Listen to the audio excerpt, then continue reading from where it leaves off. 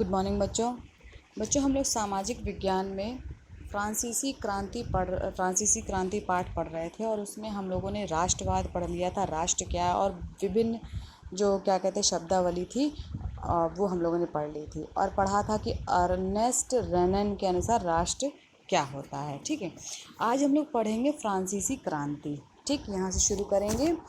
तो यूरोप में राष्ट्रवाद की दिशा में सबसे पहले फ्रांस की क्रांति ने निर्णायक कदम उठाया।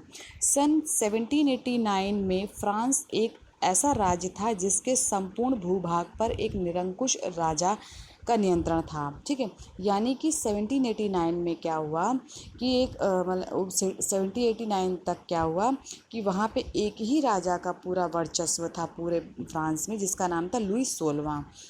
फ्रांसीसी क्रांति से जो राजनीतिक और संवैधानिक बदलाव हुए उनसे प्रभुसत्ता राजतंत्र से निकलकर के फ्रांसीसी नागरिकों के समूह में हस्तांतरित हो गई थी। यानी जब फ्रांसीसी क्रांति हुई तो क्या हुआ बच्चों, बहुत सारे राजनीतिक और संवैधानिक बदलाव हुए, जिसके कारण क्या हुआ कि जो सत्ता थी वो किसके हाथ में आ गई, वो राजा के हाथ से कहाँ किस में पहुँच गई, फ्रांसीसी नागरिकों के हाथ में पहुँच गई।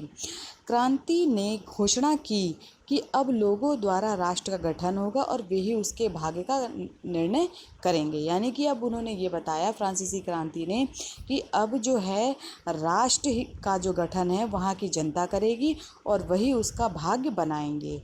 ठीक,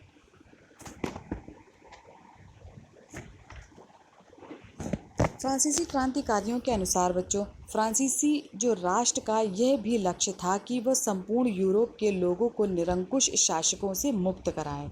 क्या था बच्चों कि जो वहाँ के जो क्रांतिकारी थे वो क्या सोचते थे कि हम जो फ्रांसीसी राष्ट्र है उसको निरंकुश राजा के हाथों से मुक्त कराएं। ठीक, व्यापक लक्ष्यों की पूर्ति के लिए नेपोलियन सबसे इम्पॉर्टेंट वहाँ पे जो शख्स थे वो था नेपोलियन। तो उसने क्या किया, अपने जो लक्ष्यों की पूर्ति के लिए नेपोलियन के नियंत्रण में जो विशाल क्षेत्र आया वहाँ उसने ऐसे अनेक सुधारों की शुरुआत की जिन्हें फ्रांस में पहले भी शुरू किया जा चुका था। ठीक है, फ्रांस में राजतंत्र वापस लाकर नेपोलियन ने निसंदेह वहाँ प्रजातंत्र को नष्ट किया था, किंतु प्रशासनिक क्षेत्र में उसने क्रांतिकारी सिद्धांतों का समावेश किया था ताकि पूरी व्यवस्था अधिक तर्क संगत और कुशल बन सके। यानी नेपोलियन ने बहुत से ऐसे सुधार किए थे जिसके कारण जो है वहाँ पे जो है क्या कहते हैं कि एक अच्छा राज्य फ्रांस जो है वो बन सके। ठीक, अब बच्चों फ्रांस की क्रांति के मुख्य कारण क्या थे वो देख लेते हैं। तो 1789 ईस्वी में फ्रांस में एक क्रांति हुई जिसके द्वारा वहाँ पर लुईस वंश के शासक का अंत हुआ और वहाँ पर लोकतंत्र की स्थापना हुई। ठीक है, इस क्रांति के प्रमुख कारण बच्चों इस प्रकार हैं। पहला कारण था अयोग्य शासक। अयोग्य शासक मतलब कि वो उस राजा के हाथ में था शासन जो कि क्या कहते अयोग्य था। फ्रांस की क्रांति के समय यहाँ पर लुई वंश का शासन था जिसका शासक लुई 16वां था। वह एक अयोग्य, जिद्दी और अदूरदर्शी कर्तव्यहीन शासक था। वह सुधारों का पक्षधर नहीं था बल्कि अपनी निरंकुशता को कायम रखना चाहता था। इस कारण जनता उसके विरुद्ध हो गई।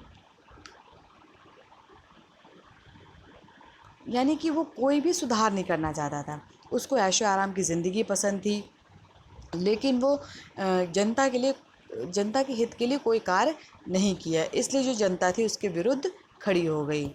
दूसरा था बच्चों मध्यम वर्ग। ये सबसे इम्पॉर्टेंट पॉइंट है बच्चों। यहाँ पर औद्योगिक क्रांति होने के कारण मध्यम वर्ग का उदय हुआ जिसमें छोटे उद्योगपति, डॉक्टर, वकील, अध्यापक और निम्न पदों पर कार्य करने वाले अधिकारी आते थे। यह वर्ग नवीन विचारों और राष्ट्र भावनाओं से ओतप्रोत था और लोकतंत्र का पक्षधर था और निरंकुश राजशाही का विरोधी था। ये जो वर्ग था इसमें कौन कौन से लोग आते थे, डॉक्टर आते थे, वकील आते थे, अध्यापक आते थे, है ना, और भी बहुत सारे अधिकारी आते थे। इनकी जो सोच थी बच्चों वो नई सोच थी, नए विचारों से इनका हृदय ओतप्रोत था।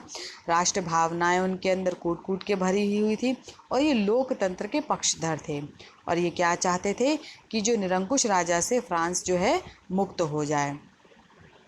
नेक्स्ट बच्चों, आम जनता की दयनीय स्थिति। इस समय शासक उच्च वर्ग और कुलीन वर्ग जहां विलासितापूर्ण जीवन व्यतीत कर रहा था, वहीं आम जनता की स्थिति बड़ी ही दयनीय थी तथा लोग रोजी रोटी को तरस रहे थे। मतलब एक राजा के होते हुए भी अगर उसकी जनता जो है पूरी तरीके से त्रस्त रहे, तो ऐसे राजा को राज्य करने का कोई अधिकार नहीं था। तो आम जनता की जो दयनीय स्थिति थी, इसका कारण भी जो था, कौन था? वो राजा ही था। ये भी कारण था बच्चों फ्रांसीसी क्रांति का। फिर था बच्चों मजदूर वर्ग की दुर्दशा। इस समय फ्रांस में जो उद्योगपति हुए, उनमें मजदूरों के कार्य करने के लिए स्वास्थ्यवर्धक परिस्थितियां नहीं थीं। इनके काम के घंटे निश्चित नहीं थे, ना ही इन्हें उचित वेतन मिलता था। यदि कोई मजदूर किसी दुर्घटना का शिकार हो जाता था, तो उद्योगपति उसे मुआवजा नहीं देते थे। इस कारण इस वर्ग में असंतोष था। मौका आते ही यह वर्ग क्रांति का पक्ष लेने लगा। यानी कि जैसे ही उसे पता लगा कि हाँ क्रांतियाँ शुरू हो गई हैं, तो वो क्रांतिकारियों के साथ हो उठे। ठीक। नेक्स्ट है बच्चों दार्शनिकों का प्रभाव। उस समय बच्चों जब फ्रांसीसी क्रांति हुई, तो उस समय फ्रांस में बहुत सारे दार्शनिक हुए। इस समय जो दार्शनिक वर्ग उदित हुआ, उसने जनता को प्रशासन की दुर्दशा, न्याय व्यवस्था की कमियों व फ्रांसीसी समाज की बुराइयों से अवगत करवाया, जिस कारण जनता क्रांति करने के लिए अग्रसर हो गई।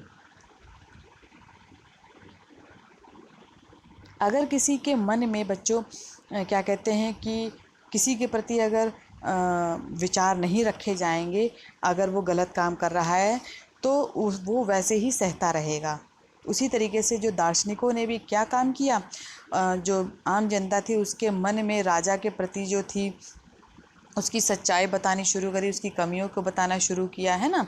इस कारण जो है फ्रांसीसी क्रांति में क्या कहते हैं कि वहाँ की जनता जो है वो खड़ी हो गई। ठीक। नेक्स्ट है बच्चों स्वतंत्रता पर प्रतिबंध। इस समय फ्रांसीसी सरकार ने लोगों की स्वतंत्रता पर कई प्रकार के प्रतिबंध लगा रखे थे।